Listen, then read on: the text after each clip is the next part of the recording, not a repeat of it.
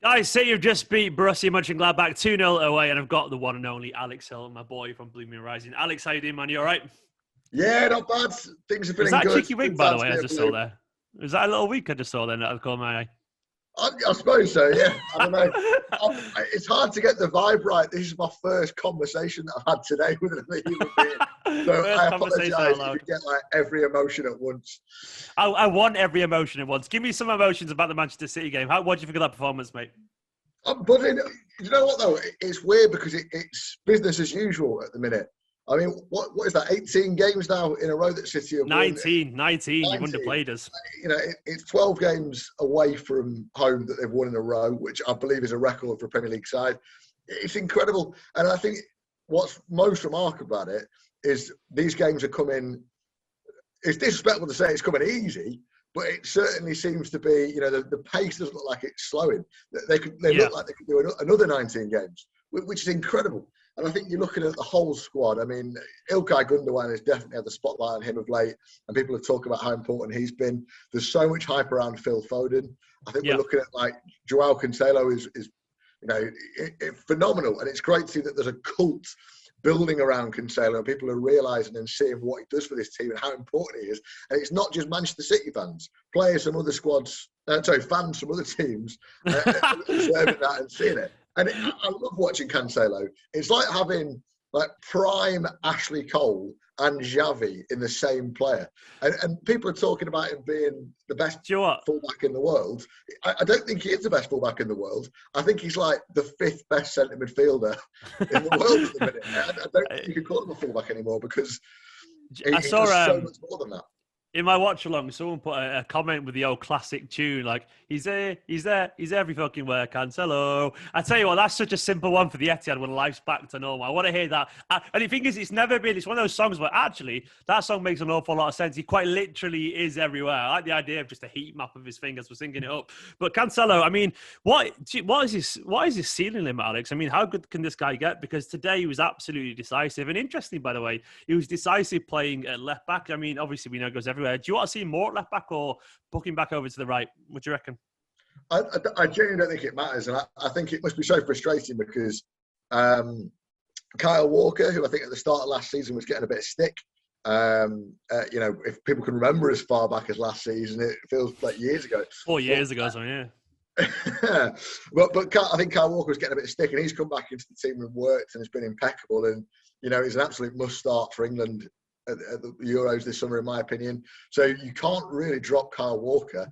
But yeah, on the other side, Zinchenko, as a young player, has worked incredibly hard and hasn't really put a foot wrong. He's done pretty much everything you can ask for him for a young player that's playing a new position. So which one of those two players do you take out the team? And I think it's the same question that we've got at centre-half with Stones and Diaz.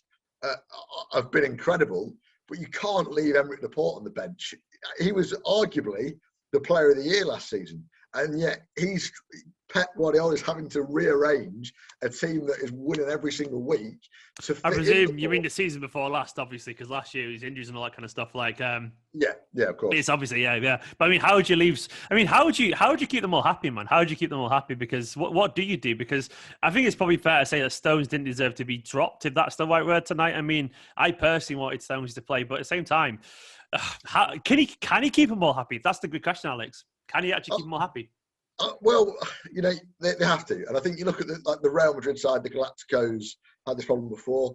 Inevitably, we are the freak thing that's happened this season. Is City have had no injuries, and whilst Liverpool fans have been incredibly vocal about what's happening, they have been incredibly unlucky with injuries this year. And Manchester City, who have definitely had our seasons like that in the past, this year we've got almost an entire squad, bar Nathan Ake, available, and it means that injuries will come, suspensions will come, players will get tired, and that's when it rotates.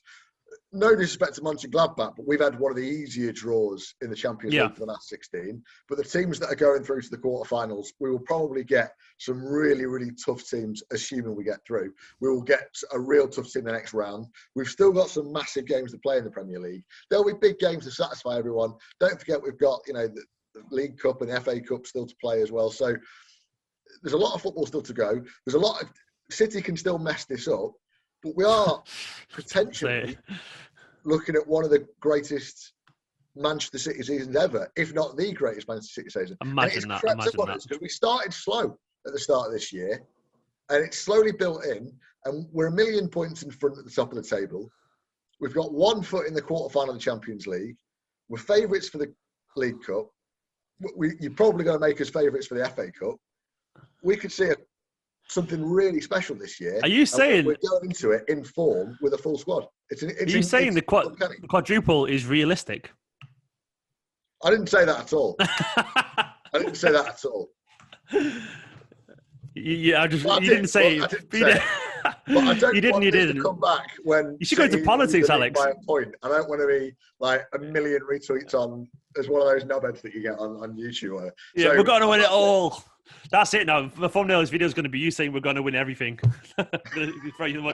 No, you're right, mate. It's not. I mean, to be honest, when you're this stage of the season, you're only this many games away from that many trophies. I mean, to be honest, it does have to be. It's a realistic aim. It doesn't mean it's realistically going to happen, but it is a realistic aim because it simply has to be. And obviously, the big thing is, I mean, you'd feel confident in the Carabao Cup because we're in the final, and the Premier League, obviously, FA Cup. Domestic, but I guess the difference is with the Champions League, you just don't know what route it's going to be. And obviously, we have that kind of general hoodoo overs in the Champions League. Did you see anything tonight, by the way, that felt different in the Champions League? Or do you think it was just very much, City doing a professional job? Or did it feel like there's something in the air tonight compared to previous seasons? You know what? My mood is entirely determined by how Pep Guardiola dresses. And I think it says so much about the attitude of the team. And this will sound like a classic Alex, ridiculous point to make.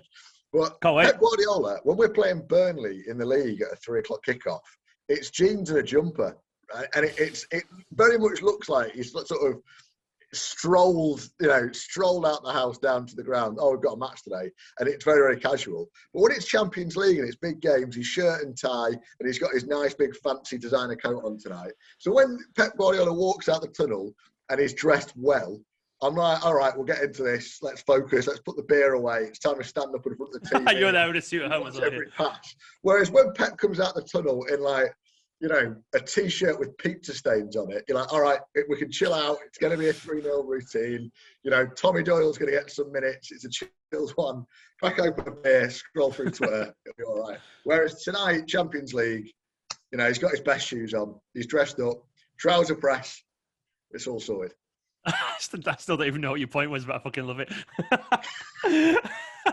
You just, I love Fancy Pep. Fancy Pep, that coat was ruined by the big Man City logo in the back, by the way. It's such a beautiful coat, but it's got this big crest right in the back. Just put it there, City. But anyway, Alex, the final question, man. Is that job done for us now? Or you got any concerns at all for the second leg? Do you know what? It's frustrating because I think one more goal. Yeah. We could have chilled out at home, and you might have seen a couple of players rested in the second leg. I thought Monchengladbach were really good tonight, and I think it's a testament to City's quality. Gladbach didn't get any of the ball, but they were so organised defensively. And I know there was that big mistake where the defender gave the ball to Jesus, but that's a freak error. That's going to happen every now and again. Yeah. I thought the way Gladbach defended in a unit, really well drilled, really well organised. It's a stereotype of Bundesliga teams, but I think if they get an early goal, free kick penalty at the Etihad, they can get back into it at 2-0. So don't write them off just yet. But come on, City are 2-0 up. We're absolutely awesome at the minute. We're wiping teams aside left, right and centre. I think you can be confident. Alex, I love you loads, man. Thank you so much for coming on. Everyone go follow Alex on Twitter. It'll be in the link in the description as well. What an absolute legend. City have just won 2-0 away in the Champions League. Life is very good. Like, comment, subscribe, and I'll see you all in a bit.